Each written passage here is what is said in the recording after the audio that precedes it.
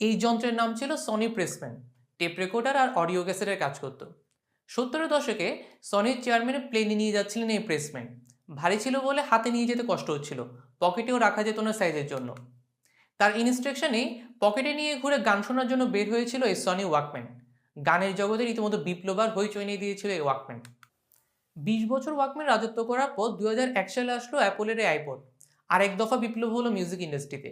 আগের মতো ক্যাসেট পাল্টানো ঝক্কি নেই, একসাথে 1000 গান ধরে এখানে, কি বিশাল ব্যাপার ছিল। এরপর ধাপে ধাপে আইপডও নেই, এখন স্মার্টফোনের মাধ্যমে গান রাখা যায় অনেক। কেন আর একটা আলাদা ডিভাইস নিয়ে ঘুরবো আমরা? এখন আবার ক্লাউডের যুগ। মিউজিক স্ট্রিম করে শুনি আমরা স্পটিফাই বা সাউন্ড ক্লাউডে, মিউজিক ভিডিও স্ট্রিম করি ইউটিউব ভিমিওতে। পিসি বা মোবাইলে স্টোরেজ খরচা করে গান রাখার প্রয়োজনীয়তা এখন প্রায় নাই বললেই চলে। একসময় তুমুল জনপ্রিয় টেলিভিশনে জায়গা করে নিচ্ছে Netflix, Hulu, Disney plus, Amazon প্রাইমের মতো স্ট্রিমিং সার্ভিস। ভার্সিটি ক্যাম্পাসে